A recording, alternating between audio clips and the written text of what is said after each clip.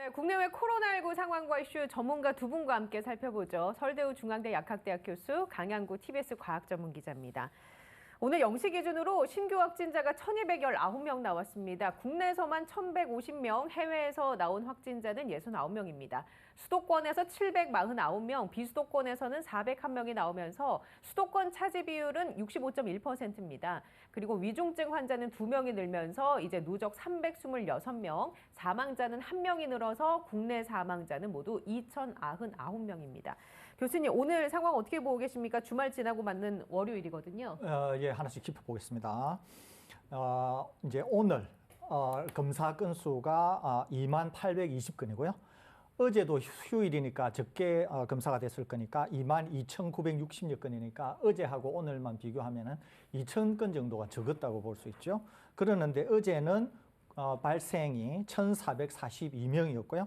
오늘은 1,219명이니까 그냥 대충 한 200명 정도가 적게 나왔다 이렇게 볼 수 있습니다. 그런데 검사 건수는 비슷했다 그랬잖아요. 그러니까 다소 줄어들었다 이렇게 볼 수 있습니다. 그러는데 일주일에서 언제나 중요한 것은 수, 목, 금, 토라 그랬죠. 그러니까 이번 주 수요일이면 내일 화요일 남았고 수요일이 남았지 않습니까? 그러니까 이번 주 수요일에도 분명히 더 많이 나올 것으로 예상은 됩니다. 그러면 이제 얼마나 나올 거냐라고 하는 거잖아로 지난 수요일로 가보겠습니다. 지난 수요일이 4차 유행에서 가장 피크라고 볼 수 있는데요. 1,896명 나왔습니다. 그러면 오늘하고 비교하면은 약 680명이 더 많았다는 얘기죠. 그러면은 이번 주에 내일 조금 높다가 수요일 날에 지난주의 피크를 돌파하려고 하면 거의 700명이나 800명 이상이 나와야 된다는 얘기죠. 제 예상으로는 다소 오늘보다는 이번 주 수요일 날에 더 나올 것으로 생각은 되지만 하루에 800명, 900명이 나온다고 하는 것은 현실적으로 쉽지가 않습니다. 그렇기 때문에 이번 주 수요일은 지난주 수요일 날의 피크보다는 다소 낮은 쪽에, 그렇지만 오늘보다는 다소 높은 그런 경향을 띠지 않을까 생각이 됩니다. 치명률은 지속적으로 감소하면서 어제에 비해서 오늘 하루도 0.01%포인트 줄어드는 1.04%입니다. 그러니까 지속적으로 줄어들고 있다는 거죠. 거기에다가 제가 말씀드린 것처럼 지난 50일 날의 치명률도 0.21 부근이니까 이것도 이제 지속적으로 감소할 것으로 생각이 됩니다. 다만 위중증 환자는 어제는 그러니까 오늘은 2명이 나왔지만 지속적으로 계속 높아지는 경향을 보이고 있습니다. 네, 많이 지금 나올 보고 때는. 계신데요. 7월 20일에 207명 나왔다가 오늘 8월 2일자로 326명이거든요. 그렇습니다. 이렇게 그냥 2배 이상 늘어났지 않습니까? 상당히 정도. 짧은 기간에 많이 늘어났다고 볼 수 있습니다. 그러는데 이것도 아시다시피 하루에 많이 나올 때는 20명 이상이 나올 정도도 이렇게 많지 않습니까? 이것은 이제 확진이 많이 되게 되면은 비율적으로 많이 나오게 됩니다. 그렇기 때문에 특히 지금 이제 백신 접종을 앞두고 계신 젊은층이라고 하면 20대, 30대, 40대, 50대라고 볼 수 있죠. 이분들에게서 확진이 많이 나오고 있고 그러다 보니까 덩달아 이분들 중에서도 기저질환을 가지고 계신 분은 위중증이나 사망에 이르는 예도 계속 나오고 있습니다. 지금 상황은 좋지 않기 때문에 상당히 주의를 기울여야 될 것 같고 아시다시피 본격적인 휴가 기간입니다. 어디를 가시든지 간에 상당히 주의하셔야 된다는 말씀 드립니다. 지금 그 위중증 환자가 326명인데요. 이런 상황이라면 병상이 부족하진 않을까 걱정이거든요. 어떻습니까? 네, 현재까지는 부족하지는 않습니다. 현재까지는 부족한 상황은 아닌데요. 이제 문제는 무엇이냐면은 이렇게 1,000명 이상 되는 확진자가 앞으로도 일주일 혹은 2주일간 계속 나올 경우에는 부족해질 가능성이 있죠. 이제 이런 패턴을 생각을 하시면 되는데요. 이제 현장에 계시는 이제 감염내과 선생님들께 제가 문의를 드려보면은 지난 겨울 유행과 이번 유행이 이제 또렷한 차이점이 있는데요. 겨울 유행 같은 경우에는 다들 예상하시다시피 대부분의 이 위중증 환자들이 60대 이상의 고령자들이었습니다. 근데 이제 60대 이상의 고령자들과 근데 지금은 이제 그것과 다르게 50대, 40대, 때로는 20대, 30대들이 이제 위중증 환자 병실을 차지하고 있단 말이죠. 그런데 그때와 지금이란 결정적인 차이점이 있습니다. 이게 어떤 차이점이 있냐면은 안타깝게도 겨울 유행 때 병원에 입원하신 분들 같은 경우에는 특히 위중증 환자들 중에 70대, 80대, 90대들이 많으셨어요. 그분들 같은 경우는 이제 첫 번째는 잘 버티지를 못하십니다. 자, 그렇기 때문에 인공호흡기 차고 뭐 에크모 달고 그리고 의사 선생님들께서 굉장히 많은 노력을 기울였음에도 불구하고 버티지 못하고 안타깝게 돌아가시는 분들이 있었다라는 거죠. 예. 그게 그분들께는 굉장히 안타까운 일이긴 합니다만은 위중증 병상의 사정만 놓고 보면은 병상 회전율을 높여주는 역할을 한다라는 겁니다. 근데 지금 50대, 40대, 30대, 20대들 같은 경우에는 위중증 환자예요. 그래서 지속적으로 병상도 차지하고 있고 의료진의 케어도 필요합니다. 근데 이분들은 버티는 힘이 어르신들보다 훨씬 더 강하잖아요. 예. 그러니까 그렇기 한마디로 투병 기간이 길어지는 예, 거군요. 투병 기간이 엄청 길어진다라는 겁니다. 그러니까 병상의 점유율이 굉장히 높아진다라는 차이점이 있고요. 또 다른 이제 현장에서 계시는 의료진만 이야기할 수 있는 사례가 있는데요.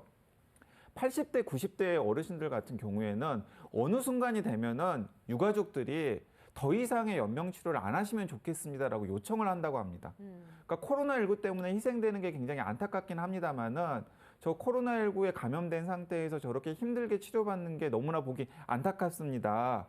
더 이상 연명 치료를 하지 말아 주십시오라고 해서 사실은 어느 순간이 되면은 의료진들이 소극적으로 진료를 해서 그냥 보내드리기도 한답니다. 예. 그런데 지금은 그렇게 할 수가 없는 상황이죠.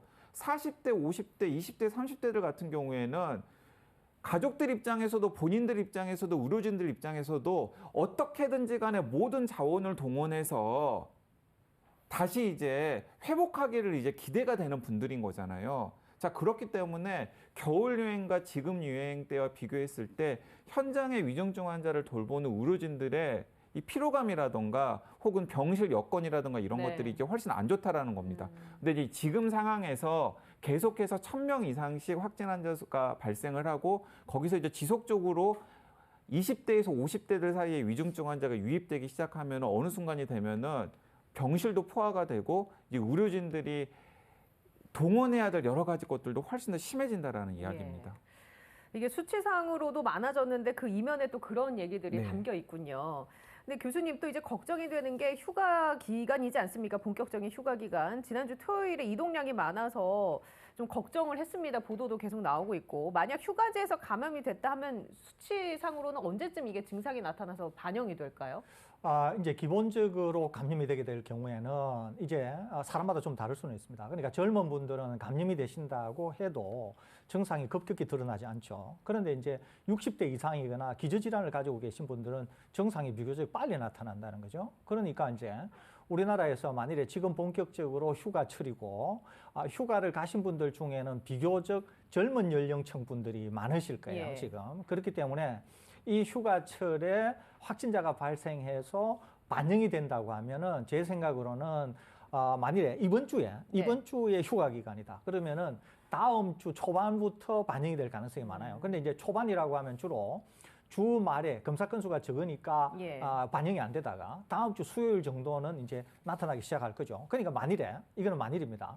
오늘부터 휴가를 가서 계속 감염이 되어서 나타난다. 그러면은 검사하시는 분, 그다음에 증상을 드러내는 것까지 다 감안하면은 다음 주 수요일 정도에 네. 나타날 가능성이 있다는 거죠. 그러니까 지금부터 해서 8월 말까지 정도는 휴가지에서 생긴 다양한 형태의 그런 감염 상황이 반영되어서 나타날 가능성이 많다. 이렇게 볼 수 있겠습니다. 그 추이를 좀 눈여겨봐야겠고요. 확진자 추이요. 그리고 젊은 연령층에서도 본인이 휴가를 갔다. 그런데 조금이라도 몸이 좀 이상하다. 혹은 산밀 조건에 노출이 됐다. 이런 분들은 좀 적극적으로 검사를 받으시는 걸 우리가 권고를 드려야겠죠. 네, 그렇습니다. 예. 그리고 이 몇 차례 저희 그 코로나 특보에서 캠페인처럼 이제 말씀을 드렸는데요. 이제 제가 전문가들에게도 건의를 드려봤더니 상당히 유의미한 의견이다라고도 다들 얘기를 해주셨어요. 그러니까 이렇게 공고를 드리지 않았습니까? 휴가를 출발하기 사흘 전쯤에 가족 중에 대표로 한 분이 코로나19 검사를 좀 받기를 권해드린다라고 말씀을 드렸잖아요. 그건 굉장히 중요해 보입니다. 어쨌든 간에 지금 바이러스 밀도가 가장 높은 지역이 수도권이고 수도권에 계시는 분들이 휴가지로 휴가를 가게 되면 자칫 잘못하면 본인이 의도하지 않게 수도권의 바이러스를 지방으로 옮기는 역할을 할 수가 있거든요. 그렇기 때문에 휴가를 계획하고 있고 그리고 불가피하게 지금 상황을 보면 집에 있는 게 낫지만 여러 가지 여건상 휴가를 꼭 다녀오셔야 되는 상황이라면은 휴가를 가시기 사흘 전에 가족 대표 중에 꼭 한 분이 코로나19 검사를 받아서 우리 가족에 바이러스가 있는지 없는지를 좀 확인하시면 좋겠다라는 생각이 들고요. 휴가를 다녀오신 다음에도 마찬가지입니다. 휴가를 다녀오신 다음에도 몸 상태를 체크를 했다가 무엇인가 몸 상태가 조금이라도 이상을 하면은 검사를 받기를 적극적으로 권해드리고 싶습니다. 그리고 이제 덧붙여가지고 한 가지만 말씀을 드리면 예. 지금 이제 그 방역 당국의 많은 관계자들이 걱정하는 것 중에 하나가 휴가제 유흥업소들입니다. 그렇죠. 그러니까 이제 패턴들을 살펴보면 수도권에서 지역으로 바이러스가 어떻게 전파되는지를 역학조사를 해보면은 대부분이 다 한 고리가 유흥업소예요. 그러니까 휴가를 가시거나 혹은 고향을 예. 방문하신 다음에 친구들이나 혹은 그 지역의 여러 지인들과 함께 그곳에 유흥업소를 갔다가 그 유흥업소에서 바이러스가 이제 지역으로 따리를 틀게 되는 경우가 굉장히 많은 사례를 차지하고 있습니다. 그렇기 때문에 지금 수도권은 4단계 플러스 알파, 그리고 지역은 전체적으로는 3단계고 지역에 따라서 3단계 플러스 알파를 하고 있는데 제가 만약에 휴가지 혹은 각 지역의 지자체장이라면은 3단계에다가 유흥업소를 한시적으로 한 2주 정도 집합금지하는 걸 적극적으로 고려해 보겠습니다. 그런데도 강릉 한 호텔에서는 방역 수칙까지 어겨가면서 막 풀파티를 열고 그래서 이게 또 음지로 숨어들지 않을까 걱정이기도 하거든요. 사실 이제 그 업소들 입장에서는 한몫 잡을 수 있는 기회잖아요. 사람들이 모여들고 있고 이렇게 풀파티 같은 걸 하면 이제 거기서 오는 소득이 있을 텐데 적발이 되면 여러 가지 불이익을 받을 수밖에 없을 뿐만 아니라 결과적으로 수도권에 있는 바이러스가 그 지역에 따리를 틀게 되는 계기를 마련해 주는 것이고 그게 중장기적으로는 본인의 업소에도 도움이 되지 않습니다. 예. 자, 그렇기 때문에 절대로 이런 일이 있어서는 안 된다라는 것 다시 한번 강조드리고 싶고요. 또 휴가지를 포함하고 있는 지자체 차원에서는 유흥업소 집합금지 같은 것들을 좀 적극적으로 고민해 보시기를 권해드리고 싶습니다. 그리고 방역 수칙을 잘 지키는지 안 지키는지도 강력하게 좀 지도 단속을 해야 되지 않을까 싶습니다. 교수님, 이런 상황 속에서 또 지난 일요일 사랑제일교회에서는 여전히 대면 예배를 강행했거든요. 왜 이렇게까지 하는 걸까요? 제가 여러 번 말씀드렸는데 이제 종교계가 자꾸 종교계라기보다는 특정히 이제 교회가 이제 이렇게 한다는 거죠. 이거는 이제 여러 가지 문제를 일으킬 수가 있다 그랬고 심지어 이제 법원도 최근에 이제 판결을 하면서 교회의 일부 우호적인 판결을 해주지 않았습니까? 이런 것들이 다 문제라는 거죠. 그러니까 교회가 가지고 있는 기본적으로 교리 이런 거에도 좀 맞지 않고 그러면서 제가 드린 말씀이 있습니다. 그러면서 제가 예전부터 여러 차례 말씀드렸는데 특정한 교회의 문제가 아니라 이거는 교단 차원에서도 한번 생각을 해봐야 됩니다. 왜 그러냐면은 한 교회의 일탈이 교계 전체에 미치는 영향도 꽤 클 수가 있거든요. 그렇기 때문에 소위 말하는 교회의 교계 지도자들 또 교회의 어른들이 나서셔서 뭔가 중재를 하거나 또는 뭐 꾸지람 할 일이 있으면 꾸짖거나 이래야 되는데 이상하게도 교단 그러니까 이 교회가 속해 있는 교단 또는 교회 어르신들이 전혀 나서지 않는다고 하는 것도 참 큰 문제입니다. 예, 그런 점에서 직접 해당 교회뿐만 아니라 교계 전체 또 나아가서 교회 지도자들도 뭔가 좀 생각하고 각성해야 되지 않을까 이런 생각이 듭니다. 그리고 또 이런 것도 생각을 해보셔야 될 것 같은데요. 정강훈 목사 같은 경우는 네. 지금 주목받고 싶어서 저러는 거거든요.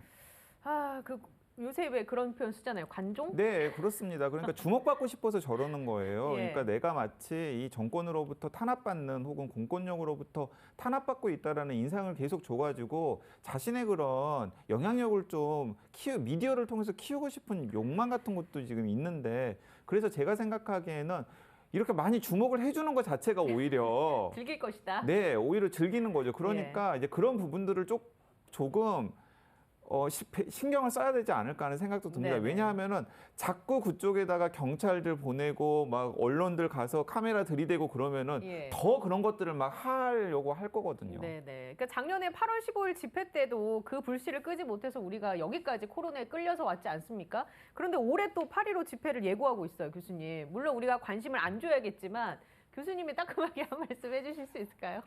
예. 저는 지금은 전 국민들의 걱정이 크시잖아요. 거기에다가 저 같은 사람도 설마 델타가 우세종이 될까 이렇게 예상을 했습니다. 왜 그러냐면 우리나라는 충분히 통제를 잘 할 수 있다고 생각했기 때문에 그럴까 이렇게 생각을 했는데 이게 통제가 안 되면은 이제 우세종이 될 수밖에 없습니다. 그런데 지금은 이제 전체 확진자에서 50%를 넘는 우세종이 됐다는 거죠, 이게. 그러니까 이제 국민 불안이 큽니다. 또 하나는 델타가 전 세계에서 유행 양상을 키워가면서 이걸로 인해서 아주 다양한 형태의 그런 공포가 증폭이 되고 있거든요. 좀 이따가 우리가 다시 한번 다룰 텐데. 그러면은 국내에도 이미 이런 것들을 통해서 상당한 공포가 있다는 거죠. 그러는데 계속 이런 일탈이 있다는 겁니다. 그렇기 때문에 저는 정부에서도 또 뭔가 사법 처리가 필요하다. 그러면은 뭐 미적거릴 이유가 아무것도 없다고 생각합니다. 거기에다가 제가 조금 전에 말씀드린 것처럼 교계의 그런 원로, 지도자 이런 분들이 다 나서서 뭔가 좀 특단의 대책을 강구해야 되지 않을까 하는 생각이 들고 예. 또 이런 것을 통해서 다른 데까지도 선한 영향력을 끼치는 것이거든요. 말하자면 이런 겁니다.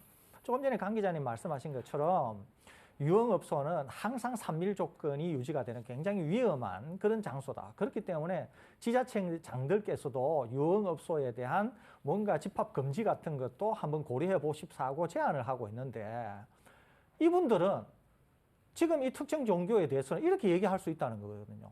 아니 왜 우리만 가지고 그래? 이럴 수 있다는 거 아니에요? 그러는데 교회는 생산을 하는 것이 아니고 직접 생계와 밀접한 영향이 있는 것도 아니지만은 강 기자께서 말씀하신 이런 유흥업소는 당장 생계와 직결될 뿐만 아니라 본인들이 느끼는 고통이라고 하는 건 이런 말할 수 없다는 거죠.